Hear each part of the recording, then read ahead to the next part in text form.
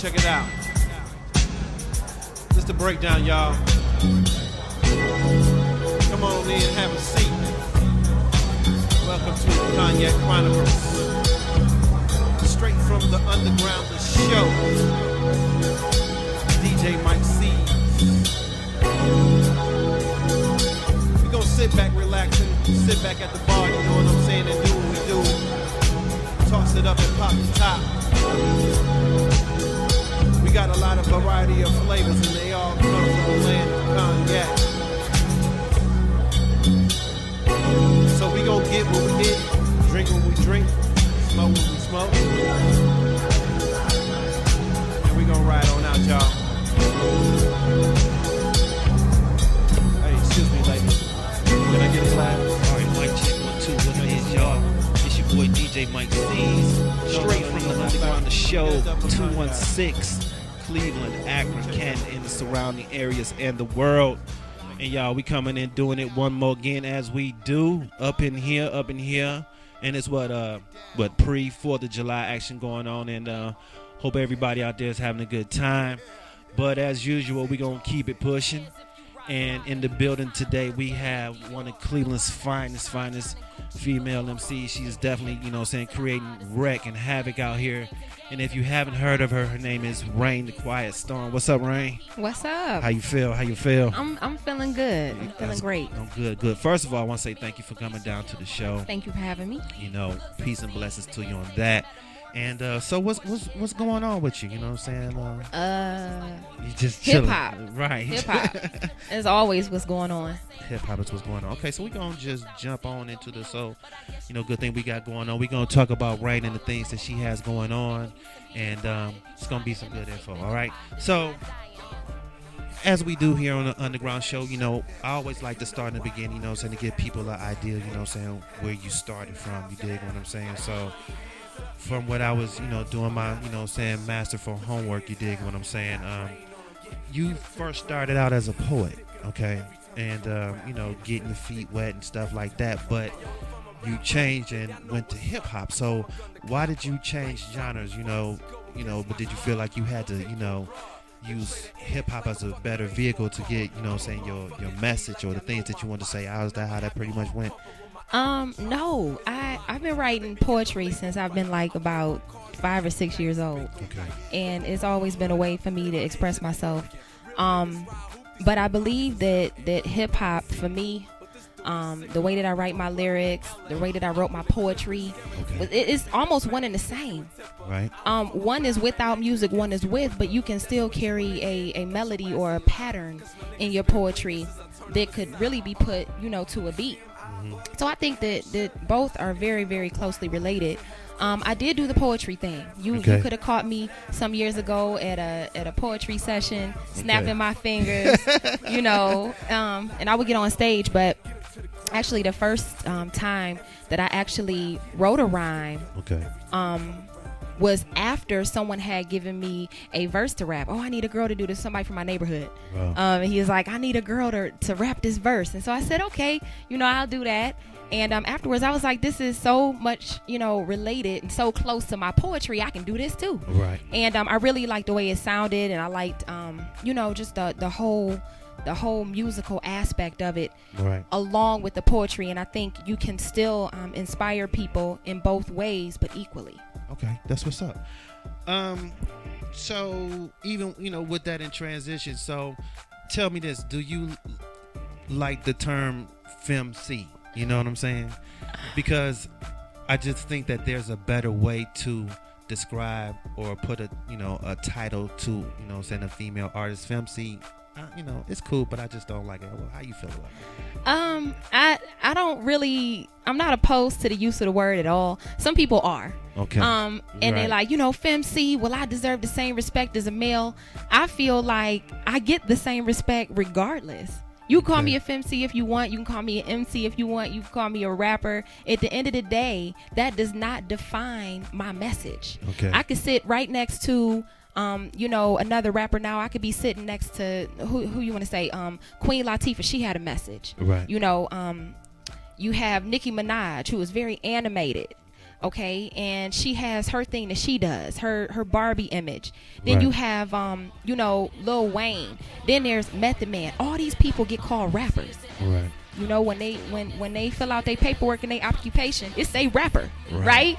So you know, but that does not define them as an individual. So call me a FMC, call me an MC, call me a rapper. Right. You know, as long as I'm showed my due respect and you don't call me out my name. All right, then it's all good. Good.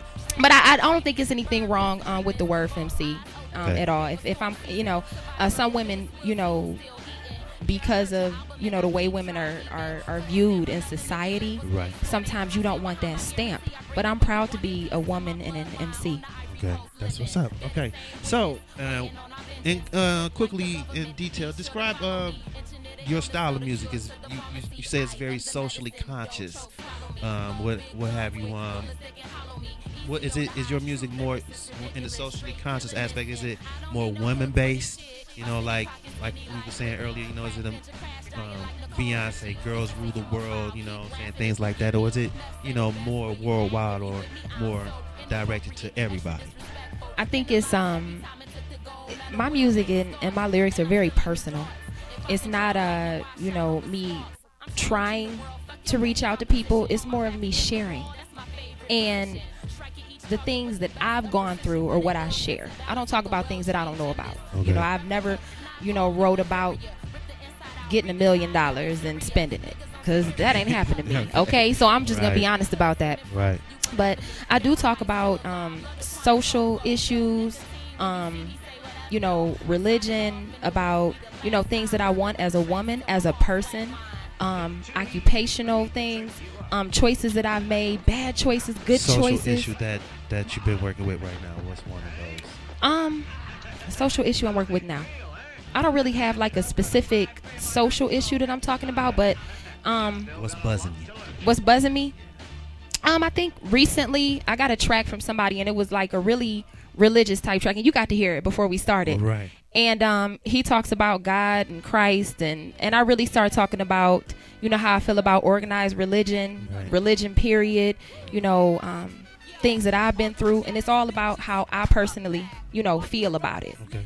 You know, so, and I won't say a whole lot about it. Right.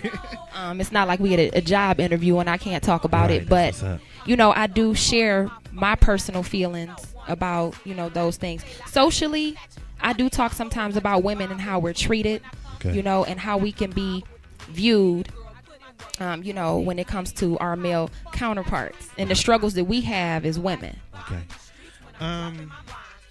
Let's step back for a second. One more thing.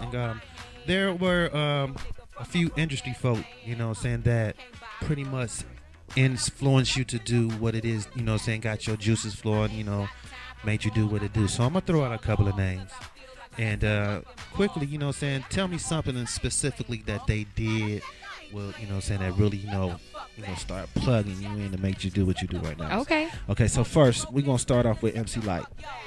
MC Light, MC Light to me is a dope storyteller. Okay. You know, and that really put her on the map. Her voice, her delivery, I think a lot of it was she really seemed like a strong woman in everything that she did. So that really, you know, shows that you can be sort of strong and still be feminine and still tell a story, and, you know, the whole MC Light thing. She's just one dope MC. Right. Okay. Next, Lauryn Hill. Lauryn Hill, I think the biggest appeal with Lauryn Hill, because, you know, there was always a fight over what she is. Oh, well, she's an R&B artist. Oh, she's a rapper. Right. I think that Lauryn Hill put together a project where people were able to understand what she was trying to convey. Okay. She reached people through her own pain, right, which is really what most people relate to the most. I think when you look back, the people that influence us the most and that we really cleave to musically are the sickest people. Because we see ourselves in them. So when they are in pain, right, we relate to them. Just like Mary J. Blige. Yeah. When did we stop liking her? When she got happy. Absolutely. But when she was unhappy, you know, we was right there crying with her. I was your lover and your sex rush, just sing, girl. We was sick. So with that being said, right, you know, I think because she was able to offer up so much of herself personally and her personal pain, Okay. we were able to relate to her. All right. One more. We're gonna do. Let's see. We'll do one more. Two more. Nas. Oh, Nas is just he is my favorite rapper of all time. No disrespect to those who have passed. Right. But just because you dead don't make you, I don't All have of to, that. I don't have to consider you first just because you dead. Right. It's about Your what you preference. made as an artist while you were out. Now, I can't say that, they would not have progressed or anything like that. So, but nothing but love for all the MCs that have contributed, to hip hop that have passed away, because Right. we still suffered a loss. Yeah. But as far as, Nasir Jones, he is my favorite MC, my favorite lyricist, whatever. He can tell a dope story. He shares his experiences, everything that goes on around him. If anything is happening, he can make a whole album about it, put it out. Right. So and what he did, for the people overseas in Africa, what him and Damian Marley did, that's amazing. To me, Right. that's what a true MC does. That's what's up. Okay. So, and last but not least, we're gonna say the Wu-Tang. Wu-Tang Clan. They're my Yeah. favorite group. Okay. I remember when I was actually the first rap song that I fell in love with was Cream. All right. And I was mad young, but I was listening to the radio and I heard it come on and I heard Meth sucking through his teeth and I heard them niggas talking about what was real and I Right. related to that. Right. And I was like, I don't know who these dudes are, but I'm like, I'm in love with this whole thing. And then I heard Donna's album drop, and it just from then on out. So their ability, lyrically is unmatched. All right. Okay. Now we talked about the Wu affiliate, right? You know what I'm saying? No. Okay, so yeah, definitely. Let's go back for a second. I understand you are definitely a Wu affiliate. You know what I'm saying? That's official going on. It is. Okay. I'm with the Brooklyn Zoo Bullies. It's a new movement in the Brooklyn Zoo. Okay. Okay. And how did you get to make the contact? Who found you from them? I ain't really supposed to say, Okay. but I'm gonna give you the exclusive. Okay. Word. I went in this area in Cleveland. I can't tell you where it was. I made a left and two rights. Okay. Back there was Judah Priest and Buddha Monk and Dungeon Master. They bust me over the head, dragged me back to Brooklyn, inducted me, and sent me back to Cleveland. Okay. That's what's up. And there you have it. She's an official affiliate. So we're gonna stick with that. Okay. Now we're gonna push on. Tell me how instrumental are you when it comes to making sure that you get the right venue to perform at, or do you really care? I really, at this point, I find the value in being everywhere. I did a show in Ashtabula. I did one in Massillon. It's not about the number of people there. It's about making a personal connection with people. Okay. Giving them the chance and me the chance too, to kind of connect with everybody, let them know where I'm coming from, to hear my music. And I think it's about being heard, regardless. So the people who say they want to contact me, or I want to do a show, really it's been me up to this point, but I do have a manager now. Okay. So they can take care of, most of that stuff for me to make sure that business is conducted better, since, things are starting to move forward. That's cool. Has the name always been Rain the Quiet Storm? No. What was it before? Okay, so it's funny. Long time ago, my little name was Infinity. Isn't that funny? My name was Infinity a long time ago, and I had it spelled different and everything. Y'all know how that go. You got the special spelling. Right.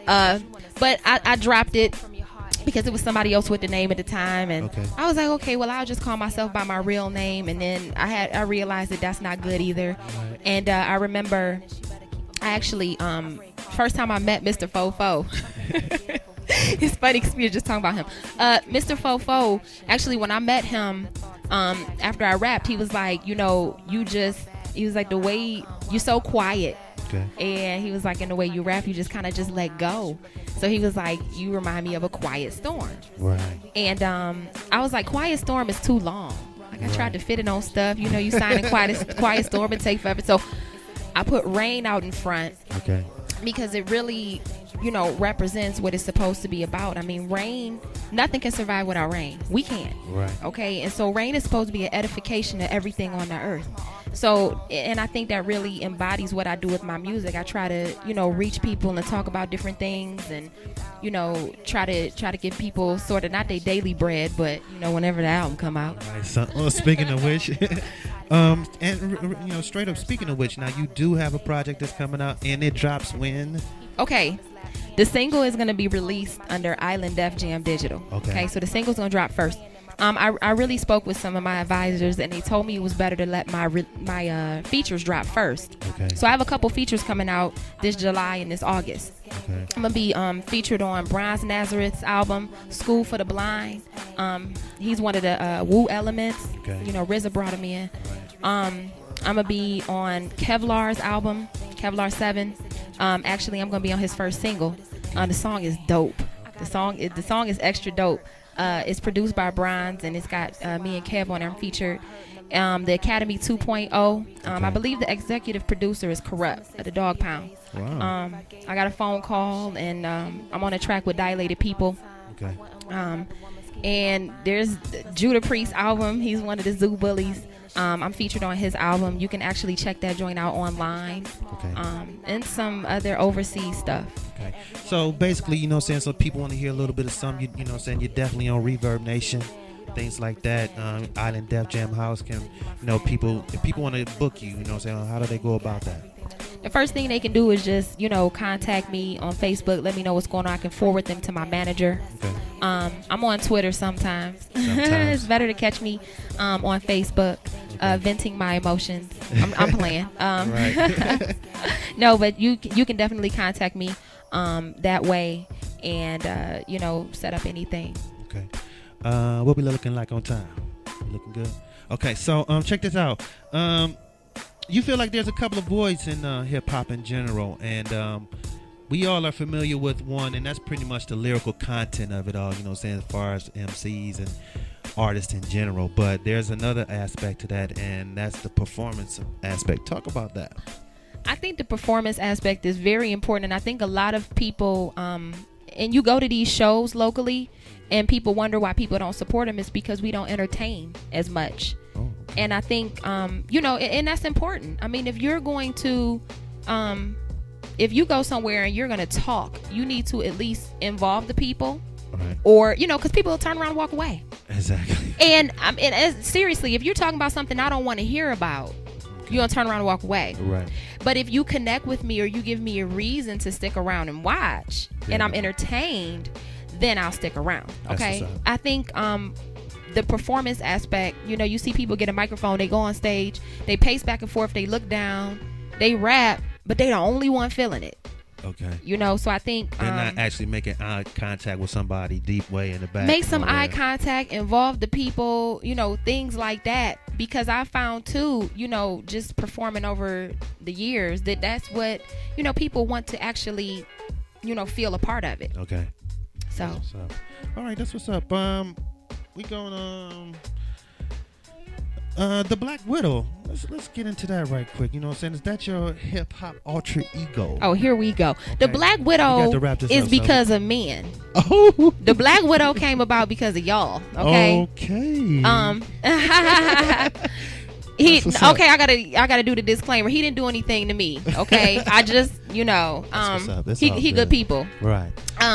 No, but I think everybody has that other side to themselves, and as you become an adult, psychologically you build barriers around your mind so that you can protect that other side of yourself. So but no, the Black Widow, you know what widows do, don't you? Yeah, they take them out. They, you can attempt to mate, and then when you do, she decides whether you live or die. Wow. So fate is in your hands.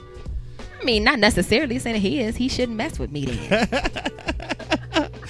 All right, that's what's up. You know what I'm saying? We're going to keep on pushing along. We got to get out of here on this element of the show. You know what I'm saying? First of all, I want to thank Rain. Thank you very again. Thank you. Thank you.